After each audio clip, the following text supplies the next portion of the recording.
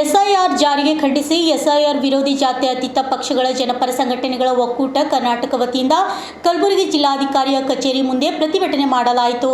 SIR ವಿರೋಧಿ ಜಾತ್ಯತೀತ ಪಕ್ಷಗಳ ಜನಪರ ಸಂಘಟನೆಗಳ ಒಕ್ಕೂಟದಿಂದ ಪ್ರತಿಭಟನೆ ಮಾಡಿ ದೇಶದ ಪ್ರಜಾತಂತ್ರ ಅಡಿಪಾಯವನ್ನು ಬುಡಮೇಲು ಮಾಡುತ್ತಿರುವ ಹಾಗೂ ಸಂವಿಧಾನ ನಿರ್ದೇಶನಕ್ಕೆ ವಿರುದ್ಧವಾಗಿ ಎಸ್ಐಆರ್ ಪರಿಷ್ಕರಣೆ 1 ತಿಂಗಳಲ್ಲಿ ಕಾಲಗಡುವು ನೀಡಿದೆ. ಖಂಡನೀಯವಾಗಿ ಚುನಾವಣೆ ಆಯೋಗ ಕರ್ನಾಟಕದಲ್ಲಿ ಸುಮಾರು 6 ತಿಂಗಳ ಕಾಲ ಎಸ್ಐಆರ್ ಪರಿಷ್ಕರಣೆ ಅವಕಾಶ ನೀಡಬೇಕೆಂದು ಮನವಿ ಮಾಡಿದರು. RJ32 Kannada news Kalaburagi.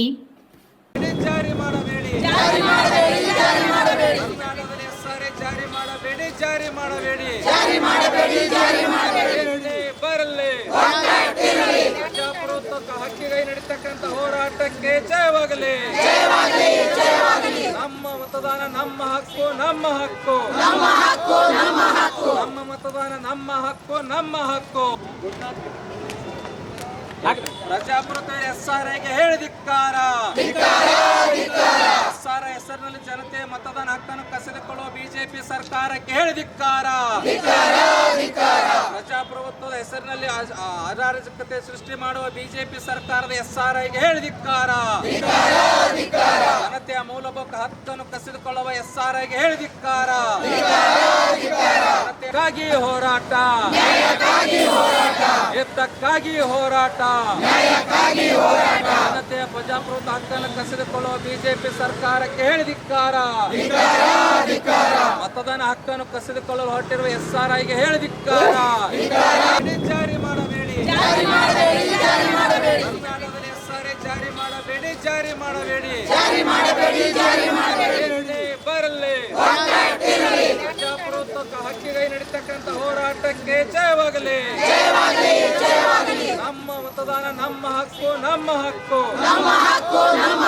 ನಮ್ಮ ಮತದಾನ ನಮ್ಮ ಹಕ್ಕು, ನಮ್ಮ ಹಕ್ಕು. ಆಯೋಗವನ್ನು ದುರುಪಯೋಗ ಮಾಡಿಕೊಳ್ಳುತ್ತಿರುವ ಬಿಜೆಪಿ ಸರ್ಕಾರಕ್ಕೆ ಹೇಳಿದಿಕ್ಕಾರ. ಪ್ರಜಾಪ್ರಭುತ್ವ ಕಗ್ಗೊಲೆ ಮಾಡತಕ್ಕಂಥ SRIಗೆ ಹೇಳಿದಿಕ್ಕಾರ. 30/5/2026 ಹೊಸ SIR ಜಾರಿ ಬರುತ್ತೆ ಇದೆ. ಕೇಂದ್ರ ಸರ್ಕಾರ ಹೊಸ ಇದು ಸ್ಟಾರ್ಟ್ ಮಾಡ್ತಾ ಇದೆ. ಅದು ನಮ್ಮ ಬಡವರ ಹಕ್ಕು ಮತ್ತು ದಲಿತರ ಹಕ್ಕು, ಮುಸ್ಲಿಂ ಸಮುದಾಯಗಳ ಹಕ್ಕು ಕಸಿದುಕೊಳ್ಳುವ ಒಂದು ಕುತಂತ್ರವಾಗಿದೆ. ಯಾಕಂತ ಹೇಳಿದ್ರೆ 1 ತಿಂಗಳಲ್ಲಿ ಪೂರ್ತಿ ಕೆಲಸ ಮುಗಿಸ್ಬೇಕಂತೇಳಿ ಸರ್ಕಾರದ ಆರ್ಡರ್ ಇದೆ.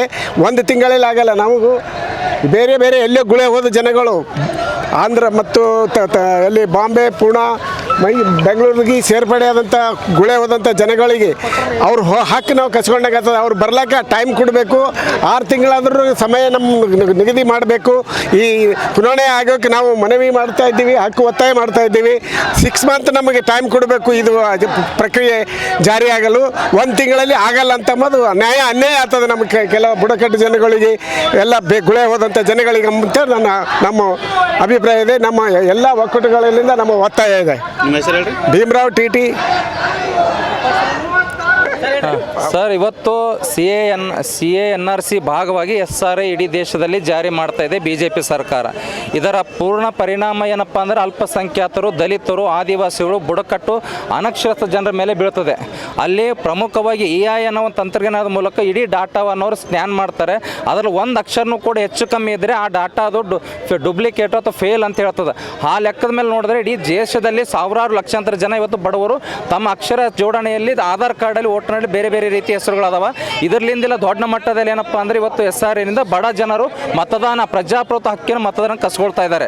ಅದ್ರ ಜೊತೆಗೆ ಇನ್ನೊಂದು ಏನಪ್ಪ ಅಂತಂದರೆ, ಯಾರಿವತ್ತು ಹೆಣ್ಣುಮಕ್ಕಳು ಮದುವೆಯಾಗಿ ಹೋಗಿರ್ತಾರ ಎಲ್ಲ ಹೆಣ್ಮಕ್ಳು ಓಟನ್ನು ನೇರವಾಗಿ ಕಟ್ ಮಾಡಲಿಕ್ಕೆ ಇದು ಪ್ರಯತ್ನ ಮಾಡ್ತಾರೆ. ಯಾಕಂದರೆ ಸೊಸೆಯನ್ನು ಇದನ್ನೇ ಇಲ್ಲ, ಅದರಲ್ಲಿ ಲೈನೇ ಇಲ್ಲ, ಫಾರ್ಮೇಟ್ದಾಗ ಸೊಸೆಯನ್ನು ಫಾರ್ಮೇಟ್ನಲ್ಲಿ ಪದನೇ ಇಲ್ಲ. ಹಾಗಿದ್ದಾಗ ಹೆಣ್ಮಗಳು ಯಾರ ಮಗಳು ಬೇಕಲ್ಲ. ಇಂಥ ಬಹುಮುಖ್ಯವಾಗಿ 7 ವಿಷಯಗಳು ಇಟ್ಕೊಂಡು ಇವತ್ತು SRI ನಾವು ವಿರೋಧ ಮಾಡ್ತಾ ಇದ್ದೀವಿ. ಈ ಕರ್ನಾಟಕದಲ್ಲಿ ಜಾರಿ ಆಗಬೇಕಾದ್ರೆ ಕನಿಷ್ಠ 6 ತಿಂಗಳ ಜನರಿಗೆ ಅವಕಾಶ ಕೊಡಬೇಕು, ಅವ್ರ ದಾಖಲೆಗಳು ತೋರಿಸ್ಲಿಕ್ಕೆ ಅಂತೇಳಿ ನಾವು ಈ ಹೋರಾಟದ ಮೂಲಕ ಒತ್ತಾಯ ಮಾಡ್ತಾ ಇದ್ದೀವಿ. ಸುನೀಲ್ ಮಾನ್ಪಡೆ.